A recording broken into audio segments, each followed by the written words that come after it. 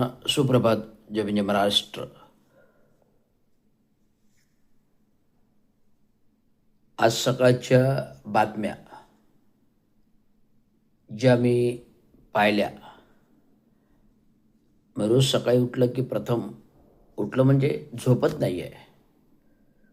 मी सांगितलं ना 20 वर्ष 2020 वर्षापासून म्हणजे 2020 जे कोविड कालावधी आला त्या कालावधीत ऑगस्टपूर्वी आणि ऑगस्टनंतर मला झोपत नाही आहे. कारण माझ्याकडे जो काही न्याय अन्याय अत्याचार झाला त्यामुळे मी आता काय करतो, अभ्यास करतो. हार्डली 2 तास झोपतो. झोप आली, डोळे मिटले का झोपायचे. त्याला वेळ काळ नाही आहे. आत्ता मी पूर्ण पाठी जागा आहे आणि जर मध्ये झोप आली तर मी 6-7च्या दरम्यान झोपायला गेले. मग पुन्हा 2 तास 9 वाजेपर्यंत झोप नाही गेले. मग उठलं की व्यायामशाळा, जिममध्ये जाऊन वर्कआउट करणार. वर्कआउट केलं की पेपर वाचन करणार. पेपर वाचन करायच्या आधी ब्रेकफास्ट, सकाळचा नाश्ता होणार. झालं की आंघोळीपूर्वी एखादं गाणं, आंघोळीनंतर एखादं गाणं, असं प्रॅक्टिस चालूच असते रोज. आणि ही प्रॅक्टिस म्हणजे विदाऊट गाण्याने असते. आता महत्त्वाचा विषयाकडे येऊया. तर काल हायटाईड होती सोमवारी 6 तारखेला. धुरंधर पाऊस पडत होता. त्या धुरंधर पावसामुळे असंख्य ठिकाणी झाडांची पडझड, झाडांचे अपघात, गाड्यांचे अपघात, रस्त्यातील खड्डे आणि रस्त्यात होणारी पूरस्थिती, ओढे नाले नदी तुडुंब भरून वाहू लागले. तुडुंब भरून दुटप्पा वाहून लागले. ओढे नाले नदी दुटप्पा भरून तुडुंब वाहू लागले. समुद्र खवळलेला. अशा प्रकारची स्थिती आणि पूर्ण महाराष्ट्र राज्यामध्ये 36 जिल्ह्यामध्ये या आजच्या पावसाच्या पूरस्थितीचा हाहाकार आहे. आजच्या पावसाचा हाहाकार आहे. म्हणजे तिकडचा मला वाटतं खेड दापोली जगबुडी नदी असेल, रत्नागिरीतली ती वशिष्ठ नदी असेल, पुढे सिंधुदुर्गापर्यंत गेला की समुद्र लागतो आणि मुंबईमध्ये पण समुद्र खवळलेला. गुजरात बॉर्डर गेला तर पूर्ण समुद्रच आहे. तर अशा प्रकारचं भरपूर अतिवृष्टीमुळे ठाणे महानगरपालिका क्षेत्रातल्या पुरतं बघायला गेलं तर धुरंधर अवस्था खराब आहे. ट्रॅफिक रस्त्यातील आहे. रस्त्याला खड्डे, पूरस्थिती, रस्त्याच्या दोन्ही बाजूचे फुटपाथ चिखलाने भरलेले, त्यामुळे गटारातून पाणी वाहत नाही. मुख्यतः ठाणे शहराचं महानगरपालिका भवनाजवळच पाणी साचतं. सर्कलजवळ साचत नाही, पण आता नवीन ठिकाणी साचतं. श्रीजीविलाचा नाला कचराळी तलावाला मिळतो, कचराळीकडे जातो. तो श्रीजी विलाचा आलेला नाला महानगरपालिकेच्या सर्कलजवळून डायव्हर्ट चिरंजीवी हॉस्पिटलकडे करायला पाहिजे आणि एक कचराळी तलावाकडे जाईल. कचराळी तलावाकडे जाणारा ऑलरेडी नाला आहे, पण एक बायफर्केशन चिरंजीवी हॉस्पिटल टू मुख्य नाला कुठे सिद्धेश्वर लेककडून येतो, तो पाण्याची टाकीजवळ जातो, तो पार मखमली तलावाकडून आंबेडकर रोडकडून निघतो चराईतून. तो त्या नाल्याला हा जो श्रीजी विलाचा नाला बायफार्केट करून 2 भागामध्ये डिवायडेशन करून एक कचराईला जाईल, एक चिरंजीवी हॉस्पिटलकडे. असे 2 भाग केले तर कुठेही पाणी तुंबणार नाही. पहिला मुद्दा. रामारुतीचं रोडचं दोन्ही साईडचे गटाराचे खोलीकरण आणि रुंदीकरण झालं पाहिजे आणि नवीन रस्ता घेऊन तो वरती केला पाहिजे, तर तो सखल भाग राहणार नाही. पाणी आपोआप जाईल. आता कलवड तर नवीन केलेला आहे. तर राममारुती रोडला मधलं जाणारा रस्ता आहे, तो रस्त्याखाली नाला आहे. त्या नाल्यावरती रस्ता आहे. नेहमी चेंबर काढून साफ करतो आपण. हा नाल्यानंतर शिवकृपा हॉटेल काढून, शिवकृपा हे हॉटेलच नाल्यावरती आहे ग्रामपंचायतीपासून. ते ॲक्च्युली अधिकृत जरी असेल तरी काढायला पाहिजे. पूरस्थिती होते, पण तो पूरस्थिती तिथे होत नाही. म्हणजे रामारुती रोड हा पूर्ण भरतो. वंदना थिएटर पाणी का भरतं झालं तर वरती करायला पाहिजे, दोन्ही फुटर आणि तिकडे हा पूर्ण भरतो. रामवर्ती रोड भरतो, स्टेशन परिसर भरतो, सॅटिस पूल भरतं, चंदनी कोळीवाडा भरतं, कळवा खारेगाव भरतं. मुंब्रा मस्जिद मोठा नाला जातो, जो जवळजवळ 1300 मीटर 1500 मीटर लांब आहे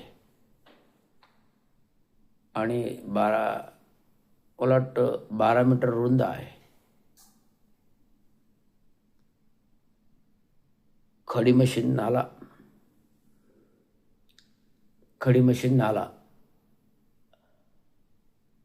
आणि तो मैदाना बाजूचा नाला, हॉस्पिटलकडून येणारा नाला,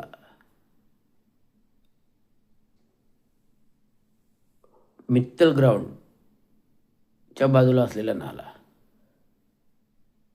आणि संपूर्ण 36 कलवट, या गोष्टी जर व्यवस्थित साफ केल्या, रस्त्याखालील कलवट, नाल्याचे कलवट, या सगळ्या गोष्टी व्यवस्थित साफ केल्या तर पाण्याची परिस्थिती कुठे येणार नाही.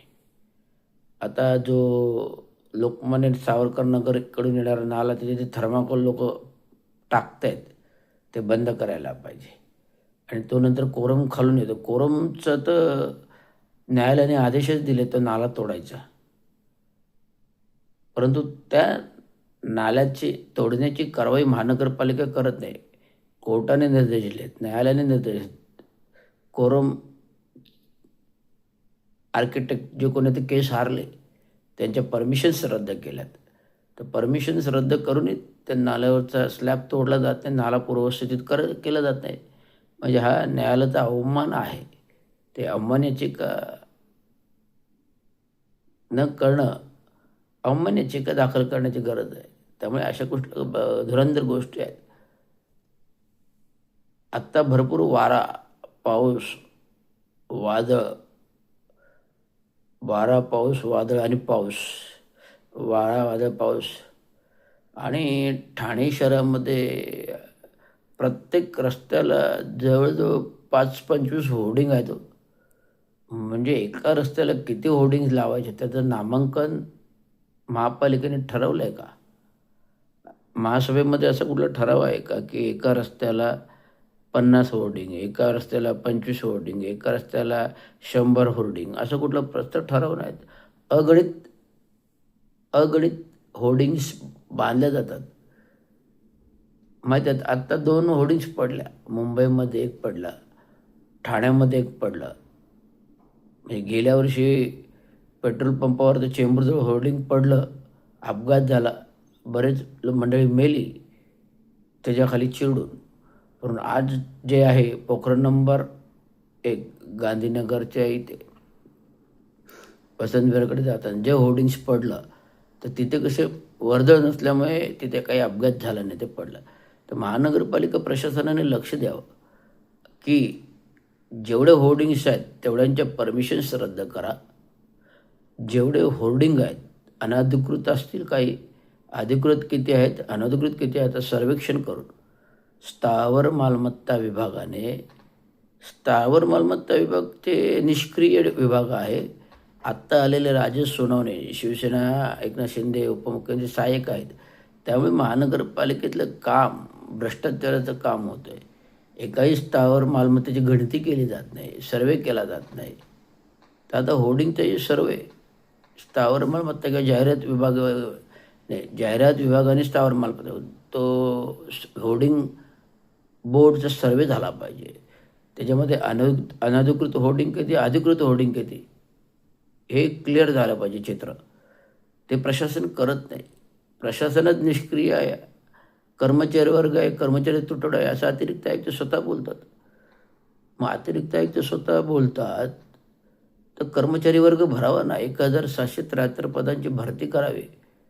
त्यातून जी भरती आहे ती वॉक इन इंटरव्ह्यू करावी थेट. म्हणजे फायरची इंटरव्ह्यू होणार, वॉक इन इंटरव्ह्यू थेट. तसंच अभियंत्यांची 200 अभियंते 250 अभियंते जे काय असतील त्यांची वॉक इन इंटरव्ह्यू करावी थेट. इतर कर्मचारी वर्गाचे वॉक इन इंटरव्ह्यू करावे थेट. मग अशा प्रकारे जो कर्मचारी तुटवडा आहे तो भरून निघेल ना, ते करावं. प्रशासन ढिम्म, प्रशासन ढिम्म. ते एकनाथराव शिंदे साहेबांच्या इशाऱ्याशिवाय कुठलंच काम करत नाही. कारण सगळे पत्रच त्यांच्या दरवाजात टेबलवर जातात आणि ते निर्णय घेतात.